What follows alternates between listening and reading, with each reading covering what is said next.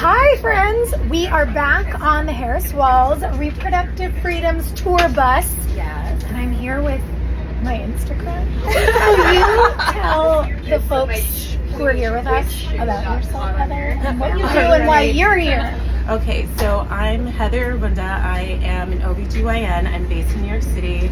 I'm also a reproductive justice advocate. So I just basically try to get folks to understand what I do as my job, what my patients are going through, and hopefully, they can take it in themselves to know that they have the power to change these types of things. Exactly, and you are such an amazing communicator of science and medicine. Like, I tune in for your content. I am constantly looking to you for answers on things. No, it's true. Really, not only do you make me feel empowered in my own sort of, personhood and power as a citizen, but you really remind me to be empowered in terms of knowledge.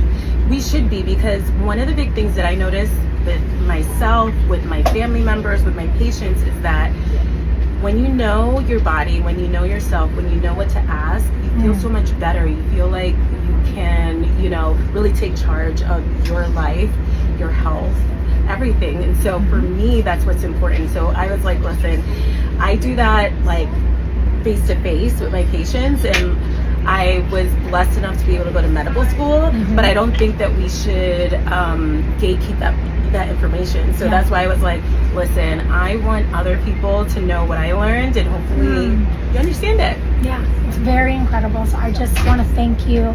If there is anything, as an OB, as a medical professional, that you want to remind folks of, at current, we're 24 days from the election, but yes, we are. We're close. We are. We're very close. What do you want to remind the folks out there of in this season? That you need to remember that all the decisions you're making is for bodily autonomy, okay? And so in terms of going into that ballot box, which I hope we all do, remember that you want to be able to have agency over yourself. You want your family members, your friends, everyone to be able to make the choices that are important for them, okay? Not some random guy who has never experienced any of the things that you have. So remember that when you go to the ballot boxes this November. Not someone who hasn't experienced any of what you're experiencing or got to medical school. Should be making your medical decision. Exactly, because that's the part that gets me. I'm like, dude, I didn't go to law school. I'm not trying to be a lawyer, so you didn't go to med school, so maybe try not to be a doctor. It really feels like common sense. Common sense is not common, they say. It's true. All right, everybody, we gotta go vote.